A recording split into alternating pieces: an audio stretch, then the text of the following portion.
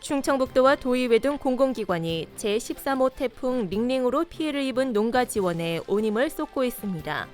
지난 9일에는 농작물 피해 응급 복구를 위해 공무원 349명과 장비 15대를 투입했고 10일 공무원 309명과 군부대에서 피해 복구에 참여했습니다.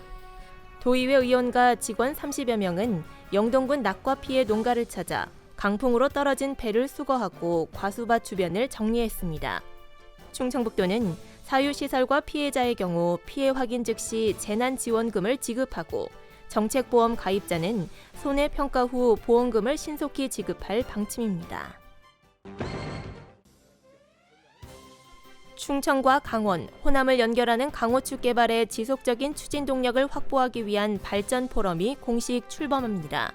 강호축 발전 포럼 출범식은 오는 23일 강원도 강릉시 라카이 샌드파인 리조트 컨벤션 센터에서 열립니다.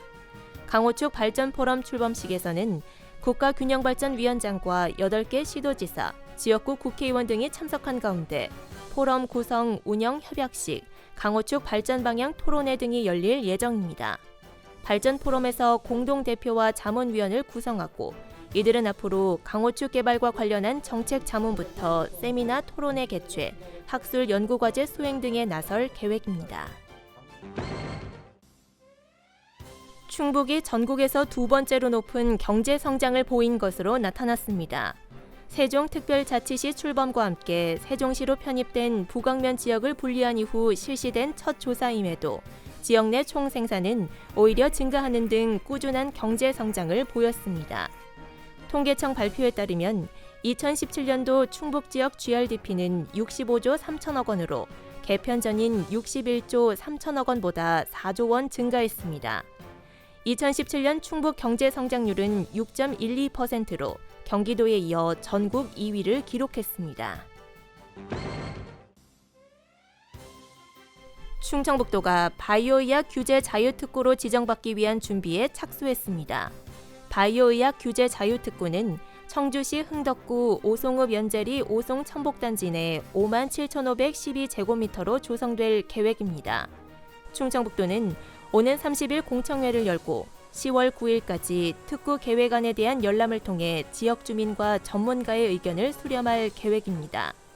10월 중 충청북도가 중소벤처기업부에 신청서를 내면 중기벤처부는 규제자유특구위원회 심의 등을 거쳐 11월 중으로 지정 여부가 결정될 전망입니다.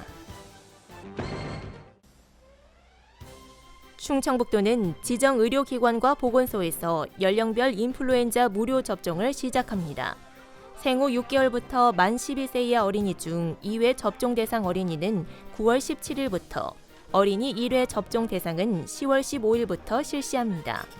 만 75세 이상 노인과 임산부는 10월 15일부터, 만 65세 이상은 10월 22일부터 무료 접종을 순차적으로 받을 수 있습니다. 지정 의료기관은 예방접종 도우미 홈페이지와 스마트폰 앱에서 확인할 수 있습니다. 알림마당입니다. 올해 충북에서 대학 수학능력 시험을 보는 수험생이 지난해보다 1,100명 이상 줄었습니다. 충청북도 교육청은 올해 수능 원서 접수를 마감한 결과 13,964명이 신청해 지난해보다 7.5% 줄었다고 밝혔습니다. 응시 인원별로는 재학생이 10,000여 명으로 지난해보다 1,300여 명이 줄었고 졸업생과 검정고시생은 오히려 200여 명 늘었습니다. 올해 수능 시험은 오는 11월 14일 치러집니다. 청주 시내버스 요금이 21일부터 인상됩니다. 청주시는 일반 좌석버스 요금을 성인 기준 1,300원에서 1,500원으로 인상하는 시내버스 요금 인상 계획을 고시했습니다. 청주국제공항에서 오송역과 세종 고속시외버스 터미널을 오가는 노선은 급행버스 요금제를 신설해 1,900원을 받기로 했습니다. 제천시 출산지원금이 지역화폐 모아로 지급됩니다. 제천시 보건소는 임신과 출산 축하금, 셋째 이상 아동 양육비 등 출산과 관련된 세 분야의 지원금을 지역화폐 모아로 지급하도록 하는 조례 개정을 추진하고 있습니다. 개정안은 이달 개최될 제280회 임시회에서 통과되면 시행됩니다. 영동군이 LH 한국토지주택공사와 손잡고 고령자 복지주택 사업을 본격적으로 추진합니다. 협약에 따라 LH는 영동구 부용리에 오는 2021년까지 고령자 친화형 공공임대주택 208가구를 건설하고 영동구는 사업부지 제공, 입주자 선정, 각종 인허가를 지원합니다.